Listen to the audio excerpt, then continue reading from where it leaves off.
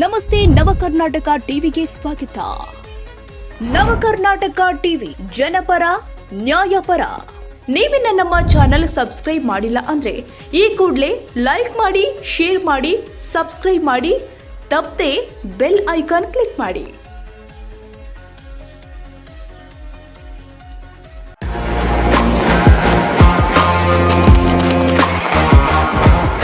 ಆಗ್ನೇಯ ಪದವೀಧರ ಕ್ಷೇತ್ರದಲ್ಲಿ ಇದುವರೆಗೂ ಗೆದ್ದಂತಹ ಜನಪ್ರತಿನಿಧಿಗಳು ಯಾರು ಕೂಡ ಪದವೀಧರರಿಗೆ ಅನುಕೂಲವಾಗುವಂತಹ ಕೆಲಸ ಮಾಡಿಲ್ಲ ಎಂದು ಆಗ್ನೇಯ ಪದವೀಧರ ಕ್ಷೇತ್ರದ ಕಾಂಗ್ರೆಸ್ ಅಭ್ಯರ್ಥಿ ಶಶಿ ಹುಲಿಕುಂಟೆಮಠ ದೂರಿದ್ದಾರೆ. ಗುಬ್ಬಿ ಪಟ್ಟಣದ ಚನ್ನಬಸವೇಶ್ವರ ಸ್ವಾಮಿ ದೇವಾಲಯದ ವಿಶೇಷ ಪೂಜೆಯನ್ನು ಸಲ್ಲಿಸಿ ಮಾತನಾಡಿದರು. ಕಾಂಗ್ರೆಸ್ ಸರ್ಕಾರ ನೀಡುತ್ತಿರುವಂತಹ ಅಭಿವೃದ್ಧಿ ಕೆಲಸಗಳು ನನಗೆ ಶ್ರೀರಕ್ಷೆಯಾಗಿತ್ತು. ಕಾಂಗ್ರೆಸ್ ಸರ್ಕಾರ ನುಡಿದಂತೆ ನಡೀತಾ ಇದೆ. ಮುಂದಿನ ದಿನದಲ್ಲೂ ನಾವು ನೀಡುವಂತಹ ಆಶ್ವಾಸನೆಗಳನ್ನು ಈಡೇರಿಸುವ ಮೂಲಕ ಪದವಿ ಹೊಂದಿರುವ ಯುವಕರಿಗೆ ಉದ್ಯೋಗ ಸೇರಿ ಹಲವು ರೀತಿಯ ಉದ್ಯೋಗಕ್ಕೂ ಕೂಡ ಹೆಚ್ಚಿನ ಮುನ್ನಡೆಯನ್ನ ನೀಡಿ ಕೆಲಸ ಮಾಡಲು ಬದ್ಧನಾಗಿದ್ದೇನೆ ಎಂದಿದ್ದಾರೆ. ನಾವು ಹೋದ ಕಡೆಯೆಲ್ಲ ಉತ್ತಮ ಬೆಂಬಲ ಸಿಕ್ಕಿದ್ದು ಗುಬ್ಬಿ ತಾಲೂಕಲ್ಲೂ ಕೂಡ 4,000ಕ್ಕೂ ಹೆಚ್ಚು ಜನ ಈಗಾಗಲೇ ನೋಂದಾವಣಿಯನ್ನ ಮಾಡಿಕೊಂಡಿದ್ದಾರೆ ಎಂದಿದ್ದಾರೆ. ಏನು ಆಗ್ನೇಯ ಪದವೀಧರ ಕ್ಷೇತ್ರಕ್ಕೆ ನಾನು ಅಭ್ಯರ್ಥಿಯಾದ ಮೊದಲನೇ ಬಾರಿಗೆ ಇವತ್ತು ಗುಬ್ಬಿ ತಾಲೂಕಿಗೆ ಬಂದು ನಮ್ಮ ಸಂಸ್ಕೃತಿಯ ಪ್ರಕಾರ ದೇವಸ್ಥಾನಕ್ಕೆ ಮೊದಲನೇ ಭೇಟಿ ಕೊಟ್ಟು ಗುಬ್ಬಿಯಪ್ಪನ ಆಶೀರ್ವಾದ ಪಡ್ಕೊಂಡು ನಮ್ಮ ಜನಪ್ರಿಯ ಶಾಸಕರು KSRTC ನಿಗಮದ ಅಧ್ಯಕ್ಷರಾದಂಥ ವಾಸಣ್ಣವರ ಮಾರ್ಗದರ್ಶನದ ಮೇರೆಗೆ ಇವತ್ತು ಗುಬ್ಬಿ ತಾಲೂಕಿನ ಇವತ್ತಿಂದ 3 ದಿವಸಗಳ ಕಾಲ ಗುಬ್ಬಿ ತಾಲೂಕಿನ ಪ್ರವಾಸವನ್ನು ಮಾಡ್ತಾ ಇದ್ದೇನೆ. ನನ್ನ ಜೊತೆಗೆ ನಮ್ಮ ಅಧ್ಯಕ್ಷರಾದಂಥ ವೆಂಕಟೇಶ್ ಅಣ್ಣವರು ಅವರ ನೇತೃತ್ವದಲ್ಲಿ ಪ್ರತಿ ಒಂದು ಶಾಲಾ ಕಾಲೇಜಿಗೆ ಪ್ರಪ್ರಥಮ ಬಾರಿಗೆ ಭೇಟಿ ನೀಡಿ ಶಿಕ್ಷಕರಿಗೆ ಹಾಗೂ ಶಿಕ್ಷಕರೇತರ ಪದವೀಧರರನ್ನು ಭೇಟಿ ಮಾಡಿ ಅವ್ರ ಹತ್ರ ಮತಯಾಚನೆ ಮಾಡುವಂಥ ನಿಟ್ಟಿನಲ್ಲಿ ಇವತ್ತು ಗುಬ್ಬಿ ತಾಲೂಕಿಗೆ ಬಂದಿದ್ದೇನೆ. ಸಹಸ್ರಾರು ನಮ್ಮ ಪಕ್ಷದ ಕಾರ್ಯಕರ್ತರುಗಳು, ನಮ್ಮನ್ನು ಬೆಂಬಲಿಸ್ತಿರುವಂಥ ಶಿಕ್ಷಕರು, ಅದೇ ರೀತಿ ನಮ್ಮ ಪದವೀಧರ ಮಿತ್ರರು ಯಾರಿದ್ದಾರೆ ಅವರೆಲ್ಲರನ್ನೂ ಕೂಡ ಇವತ್ತಿನ ಬೆಳಗಿಂದ ನನ್ನ ಜೊತೆಗೆ ಸಾಥ್ ಕೊಟ್ಟಿದ್ದಾರೆ. ನಾನು ಯಾವತ್ತಿದ್ರೂ ಕೂಡ ಅವರಿಗೆ ಆಭಾರಿಯಾಗಿರ್ತೇನೆ. ಇವತ್ತಿನ ಹುಮ್ಮಸ್ಸು ನಮ್ಮ ಪಕ್ಷದ ಕಾರ್ಯಕರ್ತರಲ್ಲಿ ನೋಡಿದ್ರೆ ನನಗೂ ಕೂಡ ಈ ಬಾರಿ ಈ ಕ್ಷೇತ್ರದಲ್ಲಿ ಗೆಲುವು ಸಾಧಿಸ್ತೀನಿ ಅಂತ ಹೇಳಿ ನನಗೆ ಖುಷಿ ಆಗ್ತಾ ಇದೆ. ನೀವು ಚುನಾವಣೆ ಕಂಟೆಸ್ಟ್ ಮಾಡಲಿಕ್ಕೆ ಹೋಗಿದ್ದೀರಿ. ಈ ಚುನಾವಣೆಗಳು ಸುಮಾರು ವರ್ಷಗಳಿಂದ ಯಾವ ರೀತಿ ನಡ್ಕೊಂಡು ಬಂದಿದೆ, ಯಾವ ರೀತಿ ನಡೀತಾ ಬಂದಿದೆ ಅನ್ನೋದನ್ನು ಎಲ್ಲರೂ ಕೂಡ ಗಮನವಿಟ್ಟು ತಾವೆಲ್ಲರೂ ನೋಡಿದ್ದೀರಿ. ಯಾರ್ಯಾರು ಗೆದ್ದು ಬಂದಿದ್ದಾರೆ, ಯಾರ್ಯಾರು ಆರ್ಸಿ ಆಗಿದ್ದಾರೆ, ಹೋಗಿದ್ದಾರೆ, ಯಾರು ಈ ಕ್ಷೇತ್ರಕ್ಕೆ ಬಂದಿದ್ದಾರೆ, ಬಂದಿಲ್ಲ, ಸ್ಪಂದಿಸಿದ್ದಾರೆ ಅನ್ನೋದೆಲ್ಲದನ್ನು ಕೂಡ ಜನಕ್ಕೆ ಎಲ್ಲರಿಗೂ ಕೂಡ ಗೊತ್ತಿದೆ. ಸೊ ಹಾಗಾಗಿ ಈ ಕ್ಷೇತ್ರ, ಯಾಕಂದರೆ ಇದು ವಿಧಾನ ಪರಿಷತ್ ಅನ್ನೋದು ಒಂದು ಚಿಂತಕರ ಚಾವಡಿ. ಇಲ್ಲಿ ಬುದ್ಧಿವಂತರು ಚರ್ಚೆಯನ್ನು ಮಾಡಬೇಕು. ಅದೇ ರೀತಿ ಪದವೀಧರರಿಗೆ ಮತ್ತು ಶಿಕ್ಷಕರಿಗೆ ಯಾವುದೇ ರೀತಿಯಾದಂಥ ನಾವು ಸಾಕ್ಷಿಗುಡ್ಡೆಯನ್ನು ಕೊಡುವಂಥ ಮುಖಾಂತರ ಅವರಿಗೆ ಸಹಕಾರವಾಗಿರಬೇಕು.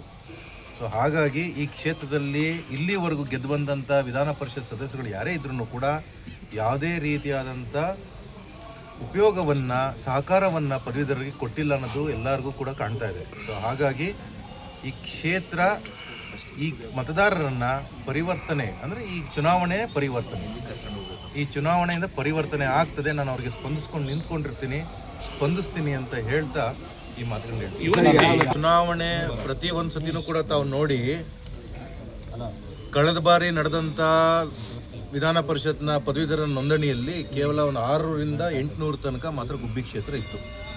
ಆದರೆ ಈ ಸತಿ ಸುಮಾರು 4,000 ತನಕ ರೀಚ್ ಆಗ್ತಾ ಇದೆ. ಈ ಕ್ಷೇತ್ರದಲ್ಲಿ ಇನ್ನೂ ಒಂದು 2,000-2,500 ಜಾಸ್ತಿ ಆಗ್ತದೆ. ನಮ್ಮ ಕಾರ್ಯಕರ್ತರುಗಳು ಪಂಚಾಯಿತಿ ಮಟ್ಟದಲ್ಲಿ ಮತ್ತು ತಾಲೂಕು ಏನು ನಗರದ ಮಟ್ಟದಲ್ಲಿ ನಗರಸಭೆ ಮಟ್ಟದಲ್ಲೂ ಕೂಡ ವಾರ್ಡಲ್ಲೂ ಕೂಡ ಮೆಂಬರ್ಶಿಪ್ಗಳನ್ನ ಮಾಡ್ತಾ ಇದ್ದಾರೆ. ಸೊ ಹಾಗಾಗಿ ಈ ವಿಚಾರವನ್ನು ನೋಡೋದಕ್ಕೆ ಬಂದಾಗ ಪದವೀಧರರು ಯಾಕೆ ಈ ಸತಿ ಶಶಿ ಹುಲಿಕುಂಟೆಮಠಗೆ ವೋಟ್ ಹಾಕಬೇಕು ಅನ್ನೋದನ್ನ ಅವರು ನೋಂದಣಿಯಲ್ಲೇ ತೋರಿಸಿದ್ದಾರೆ ಈಗ. ಸೊ ಹಾಗಾಗಿ ಈ ಸತಿ 100ಕ್ಕೆ 100 ನಾನು ಗೆಲ್ತೀನಿ. ಗೆಲ್ಲುವಂಥ ವಿಶ್ವಾಸವನ್ನು, ಗೆಲ್ಲುವಂಥ ಹುಮ್ಮಸ್ಸನ್ನು ನನ್ನ ಕಾರ್ಯಕರ್ತರು ನನಗೆ ಕೊಟ್ಟಿದ್ದಾರೆ. ಕೆಲಸ ಆಗ್ತಾ ಇದೆ. ಎಲ್ಲ ಒಂದು ಕಡೆ ಇದು ಏನಾಗಿದೆ, ನಾನೊಬ್ಬನೇ ನೋಂದಣಿ ಮಾಡಿದ್ದೀನಿ ಅನ್ನೋದಕ್ಕಿಂತ ಹೆಚ್ಚಾಗಿ ಚುನಾವಣೆಗೆ ಸೂಕ್ತ ಅಭ್ಯರ್ಥಿಯನ್ನು ಚುನಾಯಿತನಾಗಿ ಮಾಡೋದಕ್ಕೆ ಸ್ವಯಂಕೃತವಾಗಿ ಪದವೀಧರರು ಯಾರಿದ್ದಾರೆ ಅವರು ಕೂಡ ನೋಂದಣಿ ಆಗಿದ್ದಾರೆ. ಮುಂಚೆ ಶಿಕ್ಷಕರ ಜೊತೆಗಿರೋಂಥವ್ರು ಮಾತ್ರ ಆಗ್ತಿದ್ರು. ಈಗ ಎಲ್ಲರಿಗೂ ಕೂಡ ಒಂದು ಜ್ಞಾನ ಇದ್ದರಿಂದ ಎಲ್ಲರಿಗೂ ಕೂಡ ಯಾಕೆ ಮತದಾನ ಮಾಡಬೇಕು ಇದಕ್ಕೆ ಅನ್ನೋದು ಎಲ್ಲರಿಗೂ ಕೂಡ ಎಲ್ಲರೂ ಬುದ್ಧಿವಂತರಿದ್ದಾರೆ. ಸೊ ಹಾಗಾಗಿ ಎಲ್ಲರನ್ನೂ ಕೂಡ ಆಗಿದ್ದಾರೆ. ಬೆಂಬಲಿತವಾಗಿ ನನ್ನ ಜೊತೆಗಿದ್ದಾರೆ. ಕಾಂಗ್ರೆಸ್ನ ಯುವ ನಿಧಿ ಎಷ್ಟು ಪ್ಲಸ್ ಆಗುತ್ತೆ? ನಿಧಿ 100ಕ್ಕೆ 100 ನಮಗೆ ಪ್ಲಸ್ ಆಗುತ್ತೆ.